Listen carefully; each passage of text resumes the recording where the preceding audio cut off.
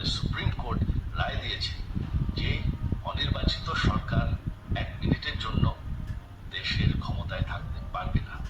আন্দোলন করে আমরা দেশের উন্নয়ন করেছি।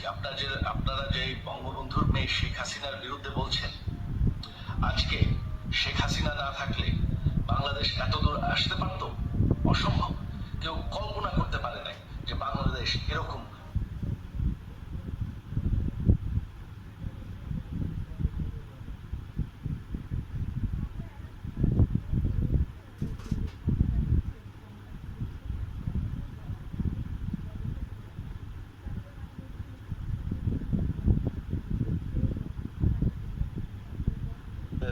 এইমাত্র আমি টিভি স্ক্রলে দেখলাম প্রধান মানে একটা নিউজ আমার কাছে আসলো, প্রধান বিচারপতির বাড়ি ভাঙচুর করা হয়েছে। আলটিমেটলি বিচারপতিরাও শঙ্কার মধ্যে আছে, আওয়ামী লীগের নিয়োগপ্রাপ্ত বিচারপতিরাও শঙ্কার মধ্যে আছে। সবাই কোর্ট কাছারি যদি না থাকে তাহলে আপনি কি করবেন? এখন বাংলাদেশের যে অবস্থার মধ্যে যে গণ অভ্যুত্থানের মাধ্যমে তার বিদায় হয়েছে, এইটা খুবই খারাপ অবস্থায় যাবে, ভালো অবস্থায় যাবে বলে আমি মনে করি না। আর সম্বন্ধে আরেকটা কথা বললো যে আর্মিরা হয়তোবা এই জিনিসটারে ট্যাক্টফুলি হ্যান্ডেল করতেছে, আমিও তাই মনে করি। কারণ তারা এখনো রেস্কিউতে যায় নাই, কারণ তারা জনগণ যে ভাবে উপস্থিত হয়েছে সারা দেশ থেকে, এইটাকে যদি এখনই সপ্তাহে হ্যান্ডেল করতে চায় তাহলে অন্যদিকে যেতে পারে। যেহেতু জরুরি অবস্থা দেয় নাই,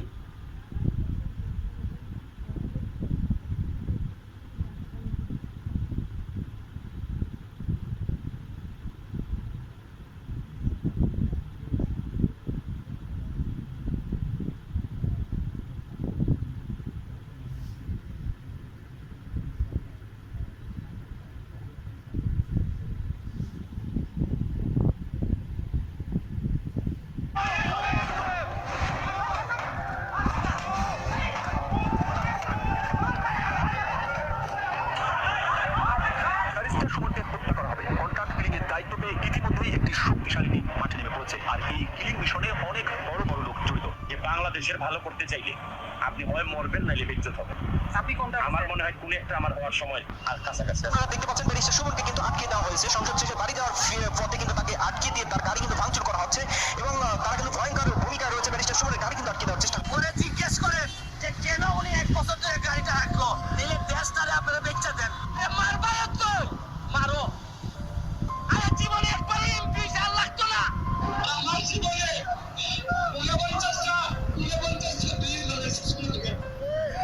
আমার মা বলছেন তুই পাকিস্তানের উপর বাংলাদেশে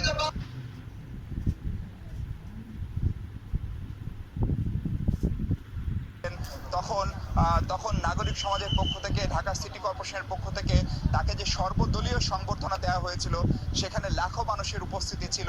সেদিন যে সংবর্ধনাটি ডক্টর মোহাম্মদ ইউনূস পেয়েছিলেন, আজকে কিন্তু সেরকম আড়ম্বরপূর্ণ কিছু নয়। এমনকি আপনারা একটু আগেও যদি দেখে থাকবেন, গতকালকে তিনি যখন প্যারিসের বিমানবন্দর থেকে রওনা দেন, তিনি কিন্তু এখনো নিজের যে ট্রলি ব্যাগটি সেটি তিনি নিজেই বহন করছিলেন। তখন ফ্রান্সের নিরাপত্তা বাহিনীর সদস্যরা সেটি নিতে চাইলেও তিনি তাদেরকে ধন্যবাদ দেন।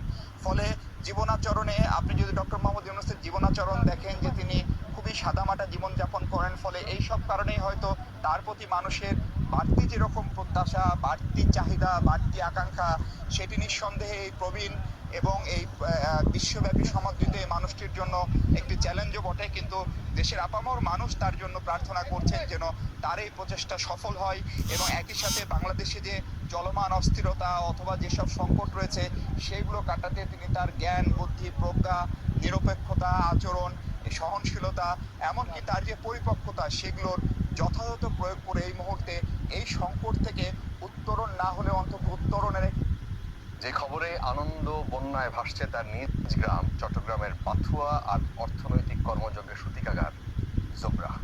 স্থানীয়দের আশা ডক্টর ইউনূস তার বিশ্বজোড়া খ্যাতি আর দক্ষতাকে কাজে লাগাবেন দেশ বিনির্মাণে। 1.5 যুগ পর আবারও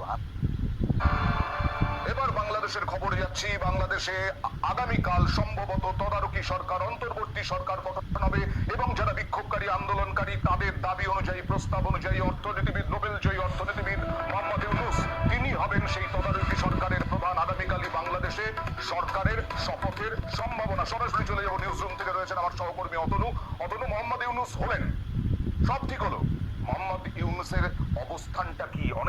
আছেন যাদের লিস্ট করা হয়েছে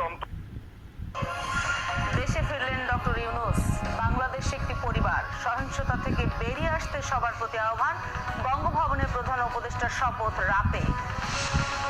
শান্তি ও গণতন্ত্র ফিরিয়ে আনাই প্রধান কাজ বললেন মির্জা ফখরুল। সহিংসতায় আহতদের দেখতে হাসপাতালে, দেশের বিভিন্ন জায়গায় মতবিনিময় সভা ও বিজয় মিছিল। সড়কে